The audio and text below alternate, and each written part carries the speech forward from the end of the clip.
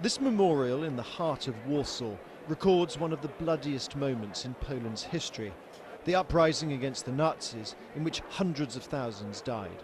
Donald Trump came to this revered site to argue that Poland's resistance then should stand as an example to Western nations now, as they fight against Islamist extremism that he claimed poses a dire threat to our security and way of life.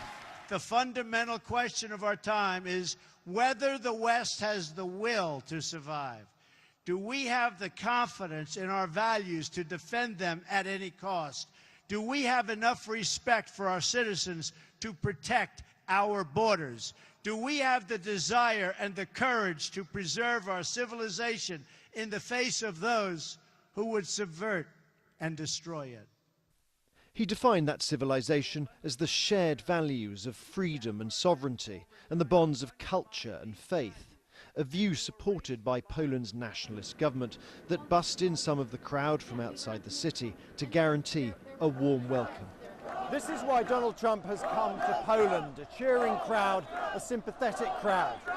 He couldn't be guaranteed this in other European countries. But Mr. Trump also came here to meet America's allies on NATO's eastern flank, to reassure them for the first time on European soil that the United States would live up to the NATO Charter and come to their aid if they were attacked. The United States has demonstrated, not merely with words, but with its actions, that we stand firmly behind Article 5, the mutual defense commitment. This speech, though, was not just for the audience here in Poland.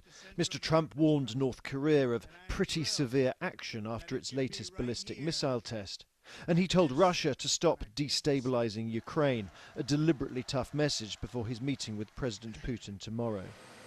Then it was on to Germany for the G20 summit, where the president will receive a less warm welcome from protesters and political leaders alike, whose definition of civilization is perhaps different to his.